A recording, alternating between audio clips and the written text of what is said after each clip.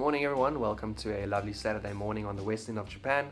There's a large typhoon coming in, but hopefully we'll be safe. So today I want to make a short video about analyzing your own games, analyzing your own chess games.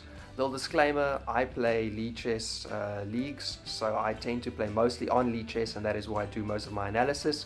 But this works equally fine if you're playing over the board or chess.com or anywhere else, just so you know why I keep referring to Lichess. So there's 6 steps, and I think I'll just say it up front, and then if you don't want to look further, that's fine. Step 1 is reviewing with your opponent. Step 2 is doing your own review. Step 3 is spectator or other inputs. Step 4 is comparing with masters databases and masters games. Step 5 is the engine, and then step 6 is sharing it back to your opponent. So let me get into a bit of detail about this. Step 1, reviewing with your opponent. There's a few reasons why this is fantastic. The first one is that the opponent obviously has multiple ideas that you don't have. They might even see attacks and opportunities that you have that you don't see, and they can also share, point 2, their perspective about positions and flows in the game. I think this is really useful to improve in seeing not only your own perspective and what you think your opponent is seeing, but really hearing what their view of that position or that game was. You might hear some new ideas and so forth, but you might also get a bit of the psychology behind what was uncomfortable for them, what was maybe something that they were worried about.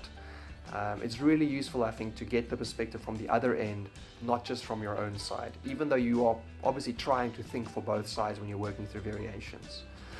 So if you're doing over the board tournament, you're obviously going to have a notebook or something with you to write anything in. If you're doing it online, I use Lichess Studies. I make a new study, I invite my opponent in, and then we sit there, sync green, record green, and the more they want to show, the better, but I'll obviously share a bit as well. You can see all the variations that every person, or that both people are playing out, because the board looks the same, it's synced up between you, and also you can add in notes and comment as you go along. This actually allows you to capture way more detail than you would if you just had a notebook, but in OTB obviously you have to do as best you can. So the second step then is doing your own review. I'll put in a little disclaimer here. If you're at a OTB event, then you might want to take spectator input as your second step, because you might not see the spectators again later. In online, the spectator chat is visible after the game, and so you can save it and look at it later on, which I do for step 3. So step 2, my own analysis. I replay the game step by step in my Lichess study, separate from what my opponent was sharing. And what I'm looking for is, well, actually no, I can probably leave that in. What I'm looking for is alternate moves, so moves I think that were either better or just good alternatives, variations we didn't play that I thought was better or that I thought was interesting to look at, and then just improving moves, so places that I think that I made a mistake or that my opponent made a mistake, and what a better move was in those positions. So then I work through the entire game. I also put in a pre and post comment, so pre-game, did I do any preparation, what was I expecting, and then post-game, how I felt after the game, how I thought it went, and what I think the takeaway from the game is. Then step 4. So this one is very good for me because I really feel like I've gotten a lot out of this. So you go through the game, you look for 1 or 2 key moments, or up to where your game deviates from existing theory.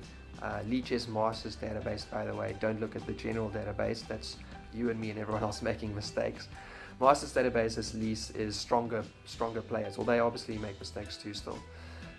So you look there, and then in these positions, if you find, for instance, 2 key positions in the game, as well as a point where your game deviated from theory, or if you're still like me and your game deviates after move 11, maybe you only get that position to look like a key position in theory, then look at that position and find some example games, and then play those games out. Not in your study, open the game separately and walk through it.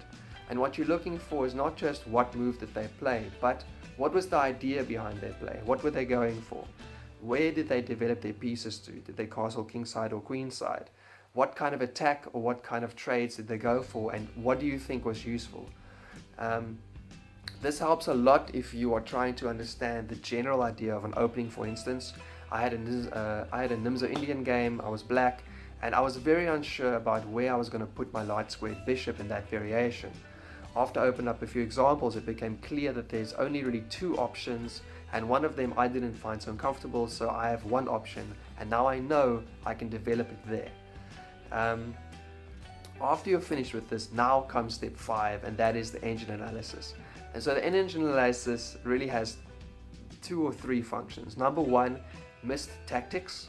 So the engine will obviously clearly show a big swing if someone has a tactic and they do or don't take advantage of it.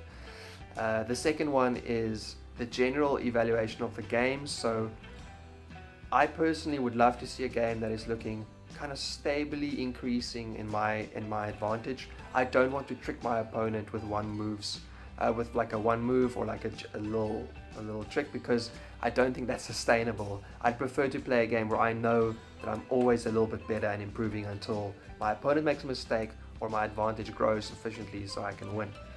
And the other thing is obviously just to figure out those unplayed variations, your alternate moves, your opponent's commentary, and the Masters database suggestions you have, to get a feel for which one of those are good, which are sound, which are dubious, and so forth.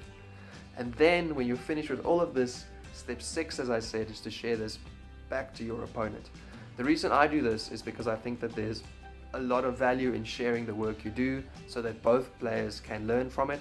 I don't think there's a real drawback to this. I'm not in the top 10 in the world where my opponent seeing my analysis will be able to really cause me much trouble. I rarely play the same person again, and if I do, if they know the same theory or the same analysis that I do, maybe that's a great test for my analysis and my improvement on top of that. Also, they might have done their own analysis, and if you share, they might share back and you get their last inputs as well. You can compare what your analysis looked like and so forth.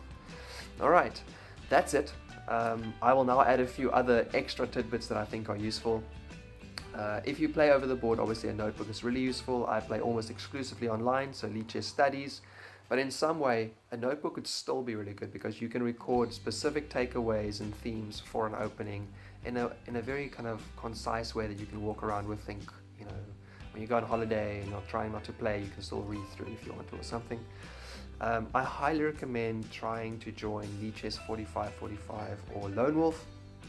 These leagues are fantastic, and because they have a week period to play in and you know who you're playing, there's a lot of preparation that goes on during the league. So an opponent in the league is far more likely to be a challenge for you than a lobby game.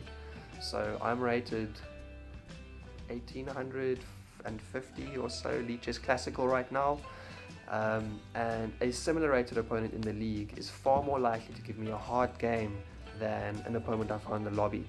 To the point now where I actually think I can just gain a few rating points by playing a lobby game, but I know if I play a league game, it's far more likely to test me. The other thing I think I would want to share is openingtree.com. If you don't know, you can pull out your opponent or any nicknames, playing history from Lichess or from chess.com, and you can separate it by white or black, and you can look at time controls or specific period in time that you want to look at, so for instance the last year or 3 months ago or so forth, and then you can look at what they play and you can look at their success in that variation as well. So it's a great way to prepare for an opponent. If they have only one opening, then you're probably going to find that.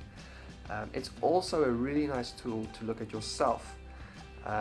So obviously you don't want to opening tree analyze yourself a lot because you'll see the same answer, but over the course of maybe 6 months or something, or if you have started to play a new opening, looking at your own opening tree data could be really useful to identify weaknesses. So I have, for instance, identified that I am weak against 3 specific openings, from black and or white, and within the openings I do play, I've also seen that this variation doesn't work so well for me, and this one I do really well. And so I have very good ideas about where I can improve if I want to study some chess, but I don't really know what I'm going to study. I can look at a specific opening so that I have a grounding in what I should be doing, or I can look at variations in an opening I know to figure out what habits I have that are not working for me and how I can change those. Alright, so that's 10 minutes. Analyzing your games can take longer than the game itself, but normally mine take about an hour to 2 hours for any game that was any significance to me. The reason is because I like to play things out slowly, you really think about it. It's a really active way to learn, and the faster you do it after you had your game, obviously the more fresh everything is in your mind. So I highly recommend you put in time to do that. It might get to the point, depending on what process suits you, that you really enjoy analyzing your games and it doesn't feel like work as much as an adventure to figure out, what did I do wrong and how can I fix it next time? Or, man, I really killed that. Did I miss any other opportunities to win even earlier?